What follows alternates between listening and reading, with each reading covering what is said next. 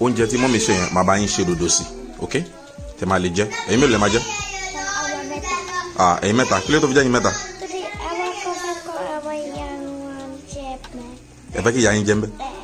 Kí lẹ máa ṣe tí ìyá yín ò fi ní jẹ ń bẹ́? Ẹ máa fata púpọ̀ sí. Kò dáa báyìí o.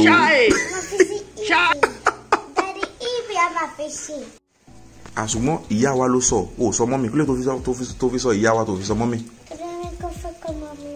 O fẹ́ kí mọ́mì gbọ́? Ọlọ́gbọ́n ẹ̀wẹ̀ ni ọ́. You know you can be prosecuted for that.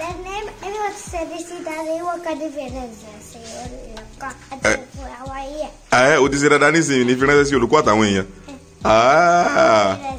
Kí mọ́ fíránṣẹ́ sí ọ? Ọ̀yọ́ ló wà, màá fi ránṣẹ́.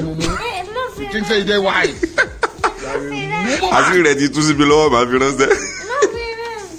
Kìdì, o fẹ́ káwọn èèyàn rí ni? Kí ló dé? Kí ló tó fẹ́ káwọn èèyàn rí? Ó ní ìdí tó fi fẹ́ káwọn èèyàn rí, sọ ìdí yẹn fún mi. Tó bá ti sọ fún mi ní fi ránṣẹ́. Kí ni ìdí tó fi fẹ́ kí n fi ránṣẹ́? O fẹ́ káwọn èèyàn rí. Ìdí wo ló fi fẹ́ káwọn èèyàn rí?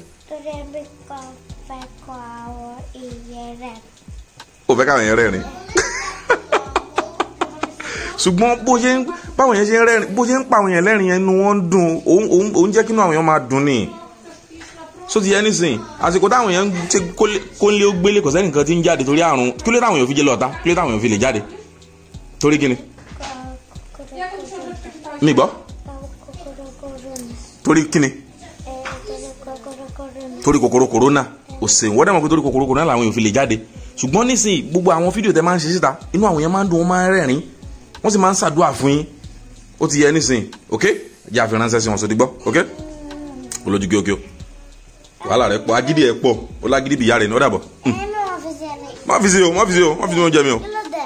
Kí n tó àbúrò ká lẹ́gbẹ̀ẹ́ lu àwọn ìyá yín. May God not allow them, make them kill you. Kindly subscribe to our YouTube channel, Yoruba Pikin, and remember to hit the notification bell to enjoy more of our videos. Thanks for watching.